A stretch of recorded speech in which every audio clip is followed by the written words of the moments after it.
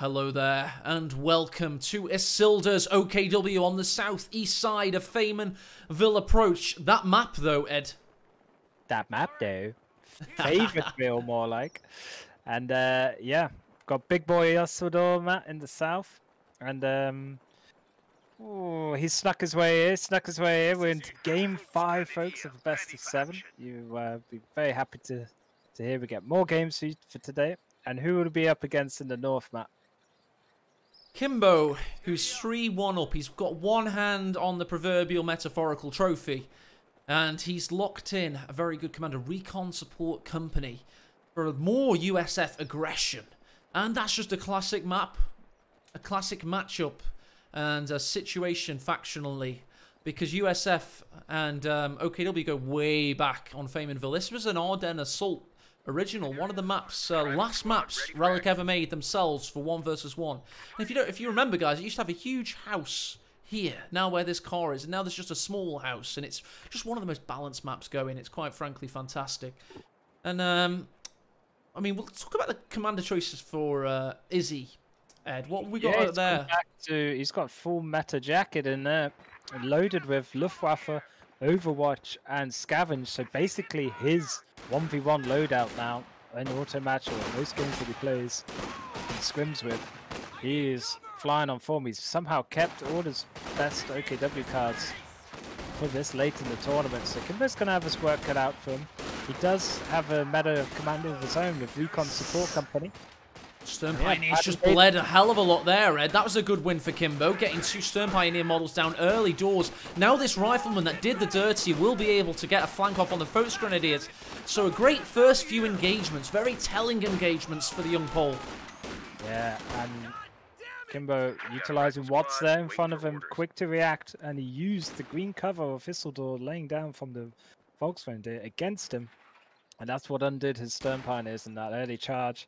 And losing 2 models, that's 60 manpower for your Stern Pios in the first 2 minutes. Hurts you a bit in terms of map control. Foes Grenadiers repositioning now for Isildur. They're joined by a third. But Kimbo's the first to connect to fuel, and he's denied Isildur capping of his own. In fact, the Rifleman would prefer, Ed, to go behind the heavy cover of this truck bed and just wait for Isildur to approach. So Kimbo's not even gone for the cap there. He's feeling that strong in his own fuel. He only needs a shoot out, by the way. So why cap 2? He's just going to hold the heavy cover. And that's an education for the more casual players amongst you out there to get a positional... to get the position for the next engagement is sometimes more important than trying to cap. Yeah, exactly. And it will just secure the cap in the future. It might come a few seconds later, but it sets up the next play. So good point there, Matt. I think with Isildur, though, going for OKW instead of Austere, it is quite a good map for OKW. Very accessible cutoff points, and they excel in that regard of getting on cutoffs and staying there as long as possible. Foes Grenadiers bleeding here. They go low on health. But the Stern Pioneers are back, baby, and the Riflemen know it. They're forced away. Foes Grenadiers just tried to block the Riflemen on their retreat algorithm. Couldn't get it quite off. But Isildur is resurgent. He's going to be looking to possibly get a cut-off. He might go for a bit of a vault over this wall. No, he's going to go around it the hard way. Because Kimbo has capped the fuel. He was waiting for Isildur. Isildur's bypassed the fuel point. No? I was going to say bypass. He's now going to look for the fuel point itself. Yeah, Isildur surrounding and pound with multiple Volks now. This could be the cutoff charge. With double Volk right near Kimbo's base cutoff. But no, decides to get into green cover and set up for the next engagement instead. Caught in 2 minds a bit there. Oh, I finally saved out his troops. Splits them up. And yeah, another cheeky little mine for Isildur. Always thinking, always scheming, and yeah, it's good micro and basically useful APM from Isildur's Stern Pios there. Yeah, well caught there, Ed. And the Foes Grenadiers have been pushed away by the 50 cal in the north. Rear echelons also retreating. Looks like Isildur will be able to wrestle a fuel point in his favour for the first time. Stern Pioneers have bled another 2 models.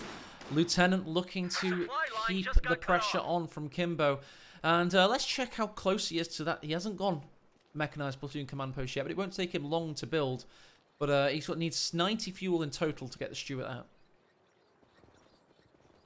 Yep, no ammo though, so these riflemen and lieutenant, they ain't gonna get healed up anytime soon, and that's what I don't really like about USF sometimes, is you're always stuck with this choice of, do I get heals or do I get a live vehicle quickly? But yeah, he's got a pretty solid fuel income for now though, so he should be able to get both within the next 5. Burning down the house is Isildur, and the Folks Grenadiers have now got to watch out as the riflemen pursue. Yeah, 50 cal starting to light up these folks now as well, suppressing them even in green cover. Couldn't get every model out of that fire arc. And Isildur's gone for the old flak half track map, so interesting. Cosplay here. Yeah, exactly. We saw Asian do this a lot yesterday. And let's see if Izzy can make it pay. Kimbo's still not got the Stuart in the build. I'm really surprised by that. Has he even teched the acquisition? No. He just cancelled it. Going ambulance instead. Yep. Needs some heals. He's just going to 50 cal his way to victory. Does get a lieutenant out of there in time. Good retreat there from Kimbo. And yeah, Isildur, flak half track with only 150 cal and a few riflemen. He's going to have a field day. Folks Grenadiers suppressed. Flak half track is now out. This thing is a monster when it comes to hiding on Faymanville approach behind the central garrison, possibly the southern one, just peeking out and just obliterating any squad's chance to be effective. 50 cal resets up from Kimbo. Look at that setup time for the American machine gun. Oh my! Disgust. That is the Ziz barrage of USF. Filthy. Oh my god, he flips again! Oh, this thing knows no bounds, but the incendiary grenade finally sees to it and gets rid of him. He's out of there. No nade tech from Kimber, so he didn't want to go for Isildur's tactic of the last game, which worked so well for him. Perhaps against OKW is not as effective as against Austere, but weapon racks are up, so it's going to be a soft counter for the half track. Interesting. Kimbo's not going for the obvious here, which means the Rakettenwerfer that's building is going to be a little bit useless for a while. So if you think about it that way, Ed, Rakettenwerfer 290 manpower. You know, Kimbo's basically making that a little bit ineffective for the first 5 minutes of its existence. Yep, but also Raketten just pointlessly here now, so it's preemptively built, and that is just going to be a glorified little capping tool, so long as Kimbo doesn't bother reacting to it. Black half track looking for danger. Rifleman in the house that's still a little bit asunder, but not in a critical way. Back in the centre, see the lieutenant and the 50 cal setting up from Kimbo. He's back in force, and the Stern Pioneers are going to know about it very soon. They're going to need to retreat. Yeah, it does have that defensive mind, but it's a bit skew. Yeah, he's going to have to back off. But Kimbo does have the little ace card of an M8 Greyhound he could call in immediately as well. If he does manage to snare the half track, it's a great tool to chase it down with. And double Zooks on the rear echelons map. This could be a dead flak half. Oh, he could get it. He could get it. He's just seen it now, but no, one of the models of the squad there was headshotted by the Car 98Ks. Lieutenant's going to get very low very quickly, especially when you blob up against green cover. Flak half track can do a lot of work there. That AoE damage. Yeah. And another burpee from the MG4 from the 50 cal gunner. It is what it is, isn't it? I like that analogy. Down and back up again, like a jack in the box. You just can't keep him down with tub thumping right now as the Folks Grenadier throws another incendiary grenade. It's the only way to keep the bloody 50 cal out of there. You're going to have to flank it like a monster. Here's that flak half track operating in the pocket like we said it would. Yep, still needs a bit of fixie love and care though. Good thing there wasn't a mine of Kimbo's. But didn't reveal his commander until now. The Greyhound has been locked in, so he was simping for that, waiting for it. That could be a great rush here onto the flak half track. Could he get it? I mean, the flak half track can pen it, of course, so he's going to have to rush it. Flak half track's not set up, all importantly, and the first shot gets him. Can he pursue? Can he get it? Stern Pioneer's going to try and pretend he was planting a mine. What mine? Greyhound's after you. He's going to do it, and we've got a Faust Faust threatening, so he could survive. Smoke bombs his way out of there. Greyhound's now backing up. We're playing Ring Around the Roses. A little bit of Benny Hill. Big dodge there from Whistledore. It's just delaying the inevitable, but McKennan's now in position. And a Faust, there you go. But here comes the Rifleman. Can they pen it from the rear? Oh, Kimbo! An extra shot, you greedy little boy. Yep, get back there. Keep that Greyhound alive. Oh. Okay, fair enough. Didn't pull it off. Great evasive maneuvers there from Whistledore. Straight out of the OKW field manual. The vehicle cruised and keeps it alive. Suddenly that rocket did seem a bit worth preemptively being built. It was there, ready to go, and that kept the flak half track alive there. Good save from it. Great play by both players. I thought we were watching some fantastic Grand Theft Auto kind of motorbike off a train through a burning inferno. It was like an action movie. It was fantastic. Mine finally detonates, hurting the lieutenants, but the riflemen have got the position held. Meanwhile, we've got 50 cal and 2 riflemen against a 4-man Volksgrenadier looking to gun them down on retreat and block them. Kimbo, of course, popularized this drag moving on the retreat path, and the man that innovated is still the master, it would seem. But there's the save from the MG34. That's the plays you want to see. Units supporting other units, helping them out, saving their lives on retreat paths. It just shows great insight of these players into the game, knowing their timing windows, how long they can last with their squads whilst under fire. And Airborne has been selected from Kimbo, so we could see some 1919s or Zooks for them once he gets the munitions. Yeah, it's all about munitions. Heavy cost for the Airborne, of course. Greyhound's been Fausted, and the Raketenwerfer and the Volksgrenadiers are hot in tow. Kimbo cannot afford to halt. He needs to keep this movement command going. Has he seen the danger? Let's get on board with Kimbo's camera here and see that he has indeed spotted it. He's praying right now. He's praying. This is Kimbo's vision, don't forget. We're going to give him Fog of War as well. It's exactly what he sees. You're on board with the guy winning the series 3-1, as he, of course, had the rifleman ready to save the situation. And the Pakawi, little bit of orange pest action as the USF. I think he's played more Pakawis recently than more other people. I don't know. Is it? Can we credit him with that? Made for Famenville. It's perfect. And Vet 3 can pretty much shoot the enemy's base, or cut off at least from near your own cutoff. So yeah, very strong tool there. Can't sleep on any squads with low HP now. That's a sniping machine. There's the flak half track. That's a lot of rear echelon models there. And the grenade nearly chews up the Stern Pioneers.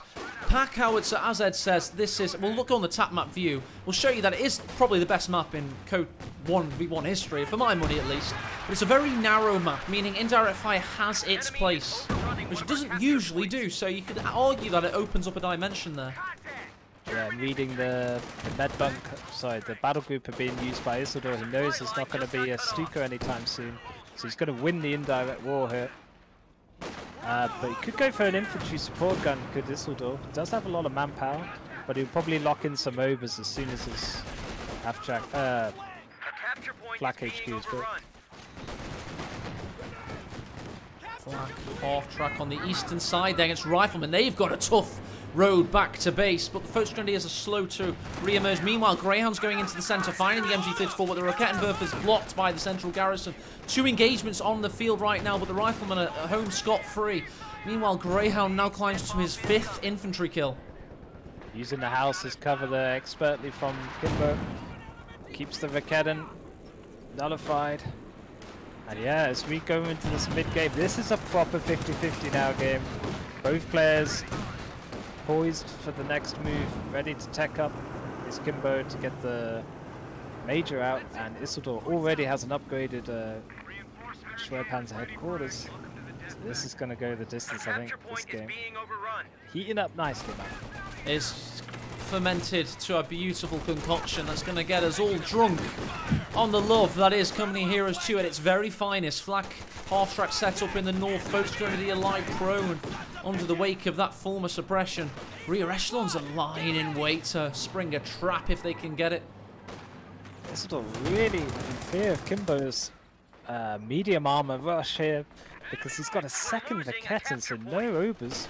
I guess he thinks the 4 Volks is going to be manpower enough in terms of the infantry prowess. So, oof, big pull here from Isidore to go double rack this early. Yeah, definitely. I think both players are finding a different angle on this one. They're not going for the obvious tried and tested routine plays. We're seeing flak versus indirect fire attack, and yeah, it's interesting. But desperately needs a few more munitions now to upgrade 120 munis for these airborne squad, and then they really can come online. Already vet 1 though, just with their carbines. Major on the field now, and his fuel situation is looking very strong indeed. He has enough for a Sherman very soon. 9 away, in fact. Volksgrenadier looking low. Raketenwerfer's not in position. Now it is, but the M8 Greyhound goes in regardless. Oh, first Vaquetan miss, second Vaquetan doesn't even take a shot. Cross-eyed crew or something. Oh, there we go, it finally does. Second shot's going to connect. Can the third in time? Couldn't traverse across. Greyhound just skips out. As somebody that's cross-eyed and was trying to play tennis earlier today, it was I can absolutely sympathise with the Greyhound in that situation. No depth perception whatsoever. Am I hitting the ball? no, Matt, you're not. Shots become drop shots. It could confuse the opponent really good though. It's genuinely, that's all I have. But That's you all know I what have. you're doing. I put the racket in front of the ball. Sometimes it's really far, sometimes it drops over the net. Anyway, A's life, as Ed analyses it away into a non-existence. Aside, we have a fantastic game in front of us right now. M8 on 9 kills is waiting for the first screen. Don't forget, he can't hop in and out of the house on this one because the Feynmanville garrison system is a 1-door house in the north and south and a double door in the centre. It's beautiful. Map makers take note. This is a thing of glory. This sort of force back well there from Kimbo. His 50 cal What in happened a to the house. paratroopers, Ed? Did we have eyes on that? I believe they went on a hunting expedition, and it turns out, you know, Deer Hunter wasn't too good for them in the end. Spoiler alert. Don't know what the hell happened to them. They were playing Russian roulette back in base, and they lost the bet, basically. Is that what you're trying to tell me? But anyway, so, yeah. Ed, go on your aircraft investigation skills. Often in a high-level code game, what happens is something dies off screen. And we've now got Exterminate and Trap very helpfully saying the paras were wiped. He's 5 minutes late to the party. We will hopefully find their corpses. And I've been watching competitive for a long time. I watched cast for long before. It's a co-tradition that the casters miss something and they're left trying to find the dead bodies on the field. It's a fun mini-game. My bad, I didn't pick it up, but I did pick up in the middle Kimbo's little hold there, and Isildur went full Richard III cosplay. He was a bundle nade, Kingdom for a bundle nade, did not have the munitions for a flame grenade, so the 50 cal sent back 2 squads there in the mid, and you just see, you even see smoke deployed now. He's getting very annoyed with this 50 cal in the mid, just holding it down, backed up by a Pak Howie. You see Kimberly stabilizing. Yeah, nice work. And look at the Greyhound using that superior Vet 3 mobility, dancing in and out around the Raketenwerfer and getting the wipe. One of the cowardly crew members runs for his life at warp speed. Where's he going? He's gone still. We'll have to check up on his progress later on. Greyhounds gets away. Meanwhile, we've got STGs versus the MG34 as the Raketenwerfer is stolen. That guy's disappeared. We probably should have waited to see that happen. Raketenwerfer's going to try and get back to base, Ed. He's gone to blue hands as the flak's going to try and hunt him down. Oh, he got converted from red to blue there. Nice reference. And he's even got a Jackson already. 18 minutes, no messing about with Shermans. Just M8 Greyhound straight into a Jackson. Kimber wants to close this one out. Sorry, Miss Jackson. This tank destroyer is for real, and he's sponsored by $50 benefactor A. Ferrier, who called, if there's a Jackson today, I want to be the sponsor, so he gets his wish. Well, as long as he keeps his range, he'll be okay. And there is a P4 in the build, and another Raketan for Isildur. You gotta call. You gotta think about that call of getting double Raketan before we saw any kind of medium armor. Raketan misses with a whiff. Greyhound backs away. Volksgrenadiers are holding strong in the centre. Meanwhile, in the north, this game's erupting all over the bloody place. Stern Pioneers pushing in to force away the riflemen. We've got to up the ante, Ed. I think these players are playing at full kilter right now. They're going pedal to the metal. What, 5th, 6th game they've played today, pretty much? How is this possible? How are the players getting better at this stage? I'm seeing Micah off the chain right now. It's all over the bloody place. Because they literally have no lives. They play auto match 24/7. They're well versed for proper coaches, as Omi would say. And you know, I don't question their stamina. I question our stamina, trying to keep up and cast all this high OPM game. Yeah, we got to up the ante, Ed, because this is a hell of a game right now. Greyhound is being met by the Panzer IV, possibly. No, look at that mobility. It gets out of there. Folks, Grenadier is getting forced away. Rear armor somehow penetrated, but it bounced back in the North Lieutenant versus Stern Pioneer now. And in the centre, it looks like the Panzer IV's not finding an angle yet, Ed. It just wants to get on the field, but can't decide where to approach. Yeah, a bit of a lame duck president will this P4 potentially be with a Jackson. Smoking him out again. Yeah.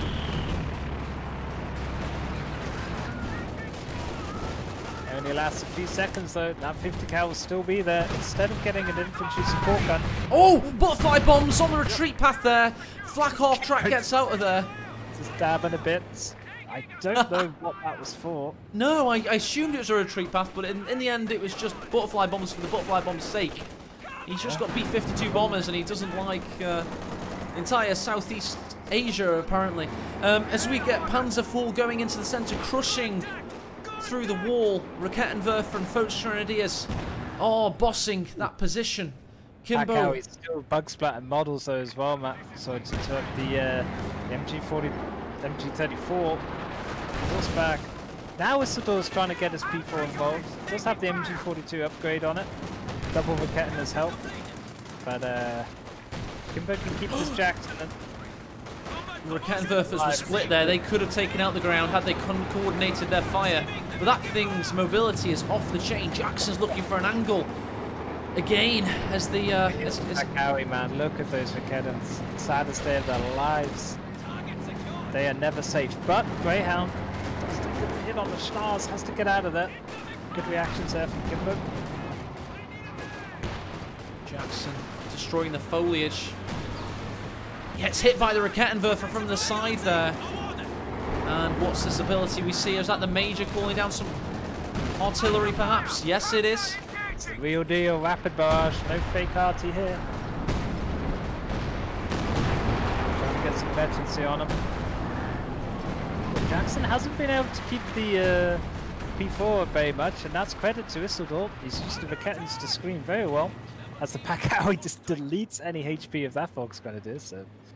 Yeah, again. A few minutes. And that's the pressure of the Pack Howitzer, Ed. It may only have, well, it has 9 kills, pretty respectable to be fair, but also it just constantly keeps you under pressure, keeps you dancing, and you can't sit still for a moment lest your squad gets absolutely wiped.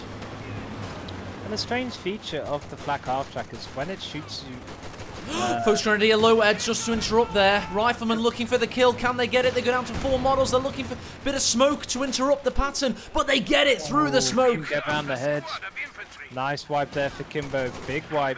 But I was just going to point out, with the flak half track, it doesn't suppress if your attack grounding is as much or as quickly as it does suppress when it does have vision of you, which gave those rear echelons a chance to push that unit off. And then that opened up the window for Kimbo to get the wipe on the retreat path. Good play there. Do you believe in reincarnation, Ed? Yeah, hopefully I'm coming back as a huge butterfly in about 6 lives' time. So no spoilers, man. Well, instead of Ed being a beautiful butterfly, we now have the Volksgrenadiers have become Obersoldaten Terminators. As soon as they died, the new ones arrived, and they're on the field, so let's get some dum-dum-dum-dum in chat, please. This is indeed the Commander Terminator, but rear armor of the Jackson showing. The Panzer IV is pushing in, but the flagpole prevents him getting a real good advance. He's still going to look for him, however. What art thou, Jackson, doing? Oh, God. Oh, he's reversing away. He's been spotted. He's been spotted. Flak is in position. Can the Panzerfaust? What a play by Kimbo to keep the Jackson alive. If that lives, that could be one of the plays of the tournament, quite frankly. He gets out of there, and the Panzer IV's left holding his proverbial penis, and there's nothing to show for it. Oh, dear, oh, dear. Near the mid-VP and the base of Isildur, so his order diversion was the Jackson. Real pushes the Greyhound into Sherman. Sherman hella low though. Was unable to pick up any rocket crews. Good early Talking about hello to the Panzerfaust. Have the tides been turned on Kimbo? But no, he's got that stolen. Raketenwerfer, Sherman goes down. Now we have the butterfly bombs on the MG. Raketenwerfer tags in for him. Very advanced, is he? MG34 wiped and a Greyhound wiped. Sherman did miraculously live though, Matt, which abated. What? He was alive all along. Yep, Brad. No! I thought it died. Hollywood plot armor, man. Oh, the Greyhound's dead anyway. I'm sure I caught that on camera most likely, but Yeah, swear to God, that looked like it died. MG34 went down to the old Butterbaboomskis. Not the Butterbaboomskis, please. Nope. I don't know if you guys have ever played against butterfly bombs, but if you get tired and you're a rank 300 player like myself, it's a riveting experience. I highly recommend doing it. Do it all the time. It's bloody fun. It's really good fun. You can dodge the first one. You can maybe dodge the second, but by that third one, Ed, it's just like watching the end of the film. Better than the, what's the austere fragmentation bombs or something equivalent that got nerfed. Takes a lot longer to come down. It's like, oh, come on. The butterfly bomb had like an extra half a second added to its delay, but still, it's not fun. The spread of it is, whew. So you got to get the hell out of it as soon as you see that red smoke. It's not one you can dance around. Good nade there for Mistledore, testing Kimbo's reflexes on the west. He's just trying to desperately fix up his armor forces in the north. Jackson, enough prepared. Sherman ready to go, man. HE shells in tow. Called out by Patreon Major Tomikaze in chat, benefactor of many a big tournament. He says, oh, he's ranked 300 now. I did say 500 earlier. You should know when the ELO is as low as mine, one win can raise 200 ranks. So don't worry, I can flirt up and down those ranks very quickly indeed. As we have... anyway, that's Tomikaze knows. We've lost our fair share of rank 1000s. Oh, Obersel Dalton in peril. Sherman coming in. Oh dear, oh dear. Could polish off the job now. One more shot perhaps. High explosive capabilities. Gets the killing blow. Oh no. Big manpower sink there from Mistledore. Did get the Obers very late on in the game and not the Fallschirmjägers. Pays the price to HE shells. Good pick up there for Kimbo. Jackson waiting, however, and bazookas. This Panzer IV's in a bad part of town. He's still got some health left, but here come the Sharks. And it's not even metaphorical. Look at the smile on their faces. One shot required. It's a big one, but it misses. Raketenwerfer getting shots and Stern Pioneers die. Kimbo's on the cusp of ultimate victory here. Sherman goes forward and gets the killing blow. Isildur drops from the game, and you have your champion of Master League Tournament 2, Kimbo Madslice, with a 3-1 Titanic victory. GG. Well played. In a world without variety, brutality is the only strategy. The Master League presents a tournament format sent to end the reign of meta.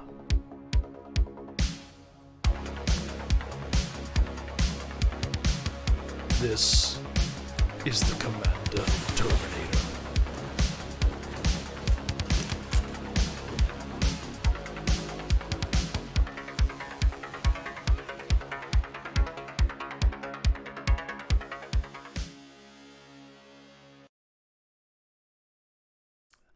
And we're back. 4-1 victory for Kimbo, Ed. What did you see there? Get in there. I saw Kimbo. Oh, right the wrongs. He's got the justice now. And yeah, I think, wow, what a way to close it out. He went 3-0 up, did he not? Yeah, 3-0 up, then got tagged with that 3-1.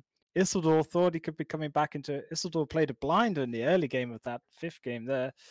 But Kimbo, wow. You can't keep a good man down, as they say, Matt. And he came back strong, bounced back, got that last elusive victory for him in the series. Takes it 4-1, folks. Hype, Busha. 4-1. That is done. Best of 7. Confirmed. He is the best player in the world at the moment in Code 2. At the moment, definitely. He's proven that. You know, he's proven that with 2 tournament victories in the last month. Kimbo is the man to beat right now. It's taken him a long time to get to this level of recognition. People always, I mean, I'll be the first to say it. You know I love my predictions. I went to a few top players in 2018 early on. I said, you got to watch out for this Kimbo guy. I genuinely said this because I had to do some replay analysis of him because people were calling him a map hacker. He wasn't. Don't worry about that. But we had to analyse some replays. And all I saw in front of me, Ed, was somebody that was innovating mechanics. What he was doing at the time was a lot of very early game reconnaissance-led tactics. He was like sitting behind a bush and pieing with a pie of vision left and right, like a fucking IR half-track or some shit. I'm sorry for swearing. I'll try and keep it professional, but I'm passionate about my co-players. And I was like, very early doors, I wanted this guy to raise the skill ceiling. And due to shenanigans and being a young guy and getting on the bad side of Relic in this case and a few other things, it took him a while to get full recognition and ability to play in tournaments and truly apply himself and prove to all those people that saw somebody, and not just me, a lot of people saw a lot in him mechanically at the time.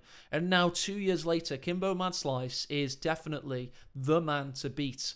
It took Loveness playing out of his skin, and Loveness is the most successful tournament player of all time. But as of now, Kimbo's the man heading into the World Championship, and of course, Master League Tournament 3 coming to your screen very soon. Yeah.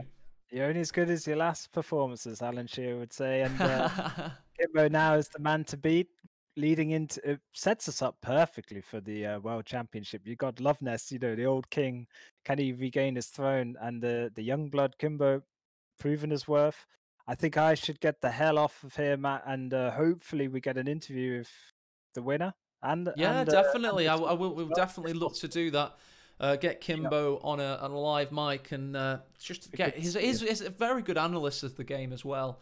And of course, it is his turn to get full plaudits, but we have to talk about some of the guys that were nearly rans this tournament. I just showed my for some reason I showed my emails instead, but that's the brackets there.